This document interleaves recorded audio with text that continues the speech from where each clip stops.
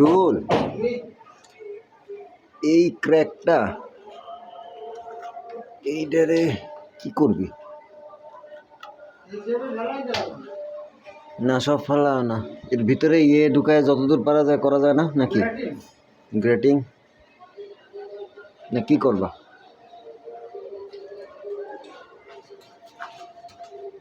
আগা মাথা ক্র্যাক চলে আসছে। নিচে নিচে টাক দিত দেখতো।